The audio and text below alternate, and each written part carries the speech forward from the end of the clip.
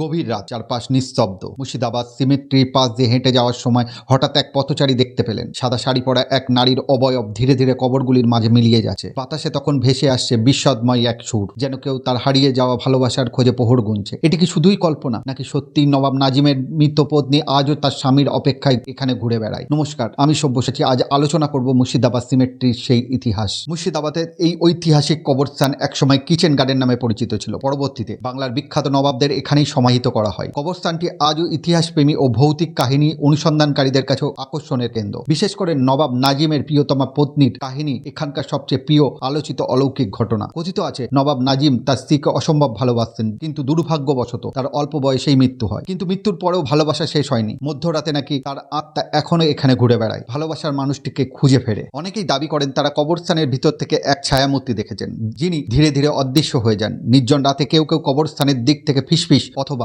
মৃদু কান্নার শব্দ শুনেছেন। যারা ভিতরে প্রবেশ করেছেন তারা অনুভব করেছেন হঠাৎ চারিপাশের তাপমাত্রা কমে গেছে। অনেক সময় রাতের দিকে বাতাসে অদ্ভুত সুগন্ধ ভেসে আসে, যা নাকি নবাবের স্ত্রী তার জীবদ্দশায় ব্যবহার করতেন। কিছু গবেষক মনে করেন এই ঘটনাগুলি মানুষের মনের কল্পনার সৃষ্টি। তবে যারা একবার এই অভিজ্ঞতা লাভ করেছেন তারা আজও বিশ্বাস করেন মুর্শিদাবাদ সিমেট্রির রাতের অন্ধকারে লুকিয়ে আছে এক অতি প্রকৃতিক রহস্য। আপনি কি কখনো সাহস করবেন রাতের বেলা এই কবরস্থানে যাওয়ার, নাকি এই ভালোবাসার আত্মাকে শুধুই এক গল্প ভাববেন?